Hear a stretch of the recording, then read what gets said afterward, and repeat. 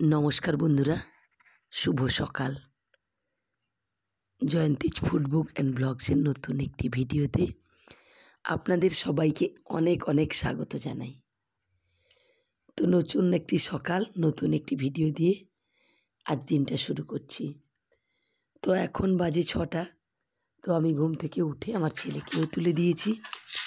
তো আজ প্রচুর কাজ রয়েছে, তারপরে সব কিছু সেরে যাব স্কুলে। তো আপনারা দেখতে থাকুন সকালবেলা ঘুম থেকে উঠে কি কাজ করছি, তারপরে রান্নাবান্না করে বেরোবো স্কুলে। তো এত সকালবেলা চান দান না করেই উনুন ধরিয়ে দিয়েছি। তো কেন জানেন তো, একেবারে মুড়ি নেই, তো সেই কারণে মুড়ি ভাজবো। তো আমাদের বাড়িতে তো আপনারা জানেন, আমার ভিডিও যারা রোজ দেখেন তারা তো জানেনই যে আমি পুজোর ছুটিতে অনেকগুলো চালে নুন মাখিয়ে রেখে দিয়েছি। তো বস্তাতে রেখেছি, সেই চালগুলো বের করে আজকে 8 কেজি চাল নাড়বো। তো এই যে কড়াই বসিয়ে দিয়েছি, তো এই কড়াইতে চাল নাড়বো। তো আপনারা দেখুন আমাদের বাড়ি থেকে কেমন করে চাল নাড়া হয়। তো ওই যে রান্না করা উনুনটা, ওখানে ওই অ্যালুমিনিয়ামের কড়াই বসিয়ে চাল দিয়ে দিচ্ছি, এরপরে নাড়াটা শুরু করবো। তো চালটা প্রায় 8 ঘন্টা নাড়লে গরম হয়ে যাবে, তারপরে আমার হাজব্যান্ড নিয়ে চলে যাবে মুড়ি ভাজতে। তো আপনারা দেখতে থাকুন।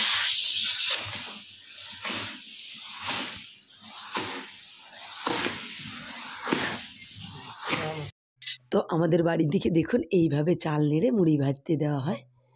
তো কি বলবো জানেন তো, চালটা যদি রোদে শুকনো করে রেখে দেওয়া হয় তাহলে চাল নাড়তে একেবারেই কষ্ট হয় না। তো আমি কিন্তু এরকম পদ্ধতি জানতাম না।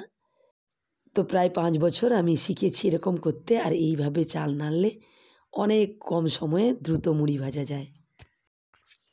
তো ওইদিকে কিন্তু আমার চাল নাড়া একেবারে কমপ্লিট হয়ে গেছে। তারপরে এই যে বিছানাটা তুলে নিচ্ছি।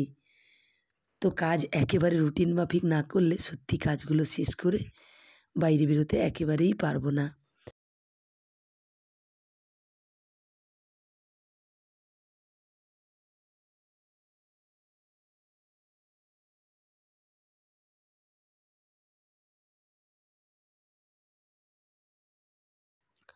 তো আমি কিন্তু চাল নেড়ে চালটা ঠান্ডা করতে দিয়েছি, আর ওইদিকে বিছানাটার কাজটাও কমপ্লিট করে নিচ্ছি। তারপরে যাব চানে।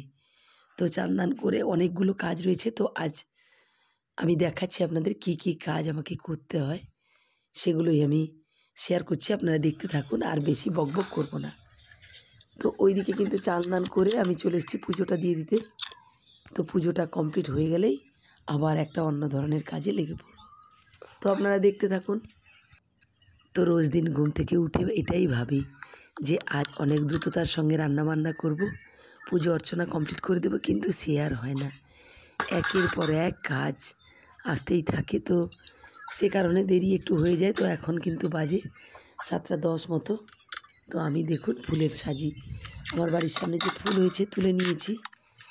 জয় জয় গোপাল। তো গোপালের পুজোটাও কমপ্লিট করে নিয়েছি।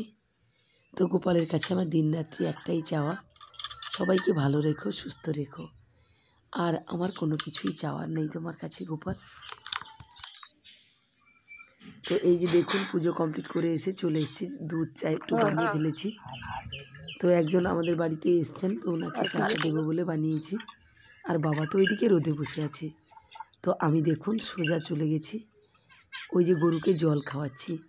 তো দুটো আমাদের গাই আর বাছুর আছে, তো ওদেরকে জলটা বসিয়ে দিয়ে, তো এই যে দেখুন এইদিকে ফুলকপি তো আমার জায়ের বাড়িতে হয়েছে, দিয়েছে। আর এই যে দেখুন বাঁধাকপি, এই যে দেখুন, আর এটা হচ্ছে যাদের বাড়ি থেকে সিম দিয়েছে। তো একেবারে ঘরোয়া সবজি। তো কি বলবো, একেবারে টাটকা সবজি, সার ওষুধবিহীন সবজি, একেবারে ঘরোয়া। এরকম সবজি খেতে কার কার ভাল লাগে। আর ওইদিকে দেখুন আমি কিন্তু গতকাল রাতে কিছু খাইনি, সে কারণে জল ঢালা ভাত ছিল, অর্থাৎ পান্তা। সেই পান্তা আলু মাখিয়ে খেতে বসে গেছি মা ছেলে। তো এখন 8টা বাজে, তারপরে রান্নাবান্না করবো। তো প্রচণ্ড ঠান্ডা লাগে, সে কারণেই আমি তো পান্তা প্রায় খাই না, 1-2বার মন করে খাই। তো আজই তেমনইভাবে মন করে খেতে বসে গেছি। ঠান্ডা লাগবে না জানি না, গলা তো এমনিতেই বসে আছে, তাও যা হয় আর কি। লোভে পাপ পাপে মৃত্যু। তো আমার কাছে এটাই ঠিক। বারবার গলা ব্যথা করে তাও খেতে বসে যাই জল ঢালা ভাত। লোভ সামলাতে পারি না, জানি না একদিন কী বিপদ বাঁধায়। তো আমার জানেন তো এত বড় বড় টনসিল আছে, কি বলবো, একেবারে গলাটা একদম বন্ধ হয়ে গেছে। তাও ওই আর কি, লোভের জন্য, লোভের কাছে তো মানুষ বসে, তো আমিও তারই মতো। তো এই যে দেখুন, এদিকে কিন্তু রান্নাবান্না হবে বলে সব কিছু রেডি করে ফেলেছি। তো আজ না রান্নাবান্নার একেবারেই চাপ নেই, সে কারণে বসে বসে এই যে পান্তা খাচ্ছি।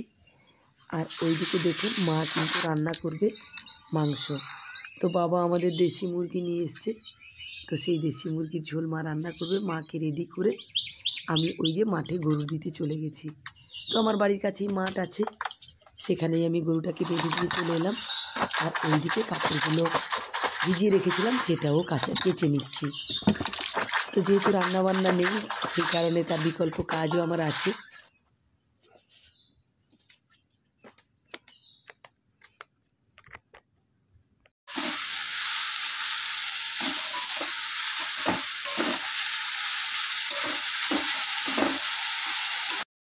আর ওই দিকের কাজগুলো কমপ্লিট করে এসে আমি কিন্তু মেথি শাক ভাজতে বসে গেছি, বাবা নিয়ে এসেছিলো।